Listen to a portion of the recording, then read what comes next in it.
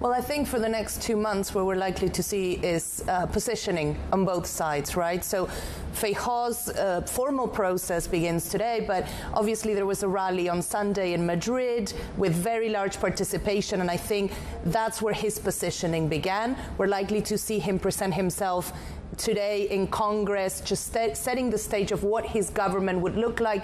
But I think more importantly, he's going to present what's the line that he wouldn't cross and that he will call Spaniards to not cross in terms of the amnesty and the process that would bring another Sanchez government if the independent parties, especially from Catalonia, support him at the end of October. Yeah, I want to get into that amnesty idea. I mean, we were following that story very closely around separatism in Catalonia, and I think the market was looking at it because it had potential for other separatist movements across Spain and across other countries as well.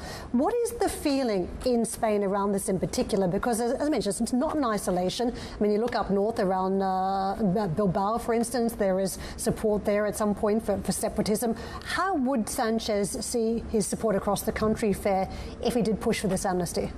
It really depends. I think he needs to tread a very fine line. He's already been showing political moves. So, for example, we saw the bringing of the languages into Congress last week, into the lower house. It has been in the Senate for much longer, but the ability for parliamentarians to speak in Catalan, in Gallego, or in Euskera, which is the Basque language. And that was his first signaling that we need to include all Spaniards in Spain, right? Now, the question about amnesty, I think it's not only the problems it could create for Sanchez, but also for the independent movement itself, because we're starting to hear this position for those who are prosecuted, saying, I stood up for what I believe in, and if we now agree to an amnesty, we are de facto agreeing that we did something wrong when we don't believe it's the case.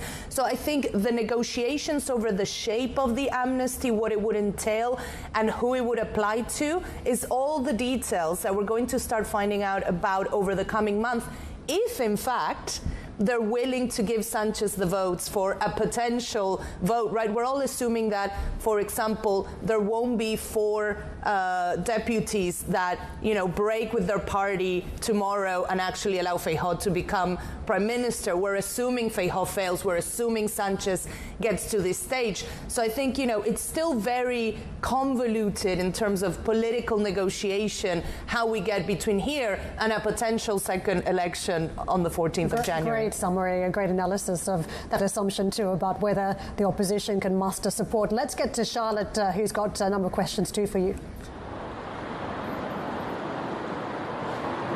Well, Jimena, I wanted to ask you about that question of amnesty. How much of a risk is it of instability politically for Spain of reopening that topic? Because things are much calmer in Catalonia to a certain extent. So we have Pedro Sanchez discussing these kind of terms with Junts. Actually, it's just 7 seats here in Madrid. But back in Catalonia, the separatist movement is actually less strong than it used to be in 2017. So are these negotiations like these to actually reopen that debate and make the movement stronger?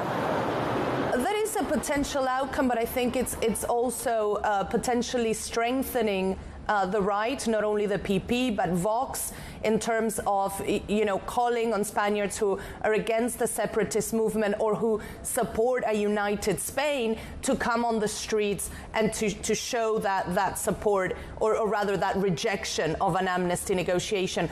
We saw it on Sunday.